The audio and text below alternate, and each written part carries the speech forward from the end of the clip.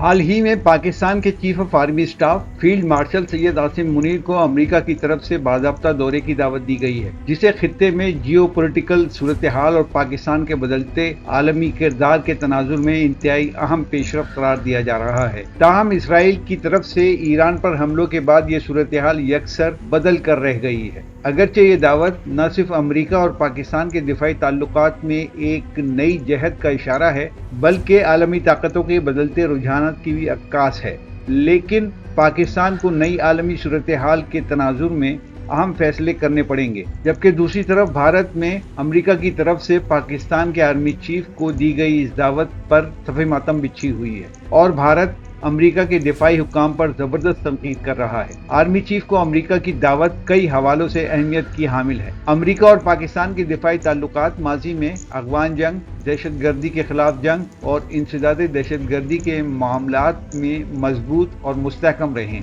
لیکن گزشتہ برسوں میں ان میں سرد موری بھی دکھائی دی تھی۔ یہ دورہ دونوں ممالک کے درمیان اعتماد کی بحالی کا ذریعہ بن سکتا ہے۔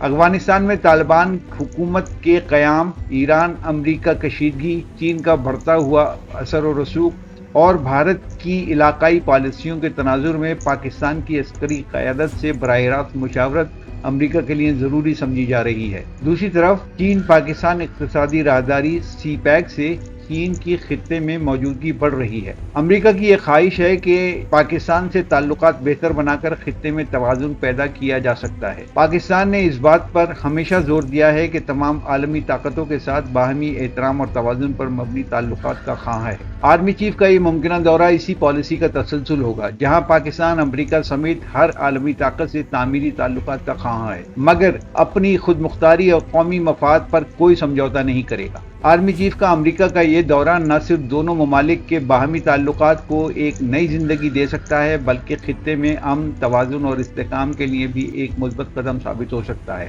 اس موقع پر پاکستان کی عسکری قیادت کی سفارتی حکمت عملی اور قومی مفادات کی پاسداری کلیدی حیثیت رکھتی ہے۔